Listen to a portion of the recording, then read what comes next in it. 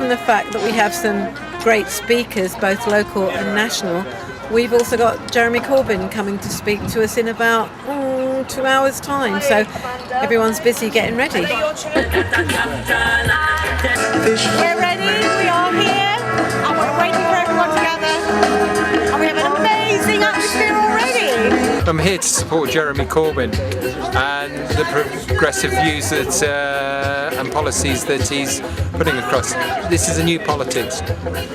We need to change things, and I believe Jeremy and his views give us hope.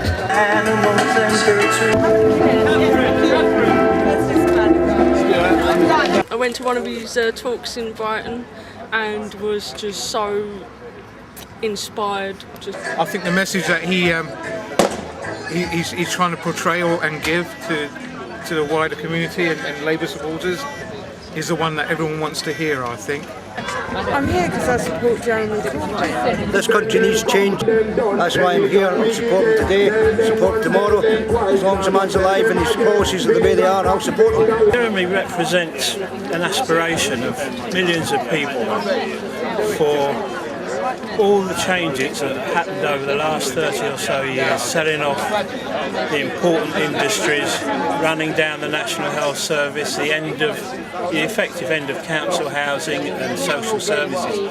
There's a chance of turning back that tide of privatisation. It's like somebody lighting up a torch in a darkened tunnel and, and suddenly, hopefully there's hope for everyone. Thank you so much, everyone that's come here today. Those that are looking out of the windows up there, hello, how you doing? What our campaign is about is bringing together people with hopes, with ideas, with ambitions for all of us, not just for themselves. It's about uniting people as to the kind of world, kind of society, and kind of politics that we want to take us there. 6 years of austerity have brought us what? Greater inequality, greater levels of poverty, longer housing waiting lists, more overcrowding in the schools, greater indebtedness in our National Health Service, and too many people working in insecure jobs on 0 hours contracts. So if you're concerned about unemployment rates of 7% in this area when the national rate is 4%, if you're concerned about the difference in income, the average income, weekly income across the South East for people in work is £550. In THANET it's £400. You go through a whole list and you find lower wages, less job opportunities, less economic development in the area.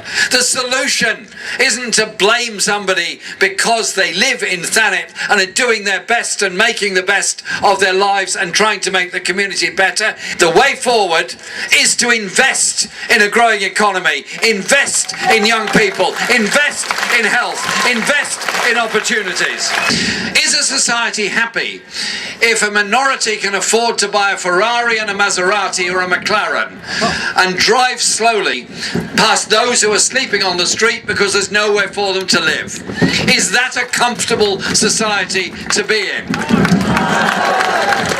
And is it good that so many of our children are growing up in households where sadly the parents haven't got jobs, sadly they cannot get a council house because there aren't enough available or enough have been built, so are living in short-term rented, 6-month or short-old tenancies in the private rented sector, sometimes, sadly too often, in appalling conditions, and then the tenancy is up after 6 months, they have to move on, and those children have to move on with it to yet another school, yet another community, yet another attempt to make friends and fit in with everybody else. Surely to goodness, we owe it to that whole generation of children at the moment living in insecure housing to build the council housing, to give the lifetime tenancies, to give them the security they need.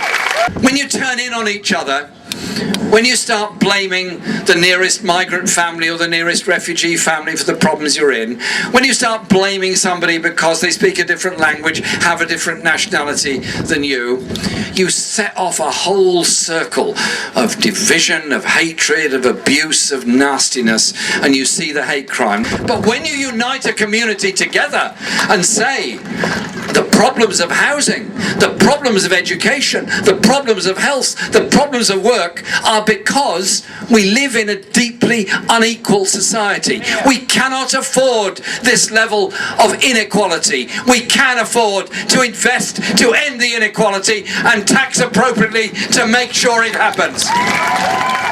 It's this unity of bringing so many people together that in some cases is a difficult lesson for some people to understand.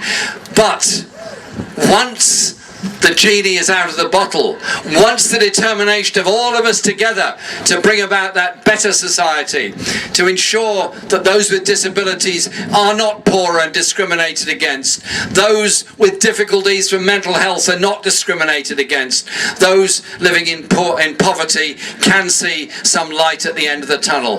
That is the strength of this movement. That is the strength of all of us when we come together. So I conclude with this. Thank you for coming. Thank you for what you said. Thank you for what you're doing. And thank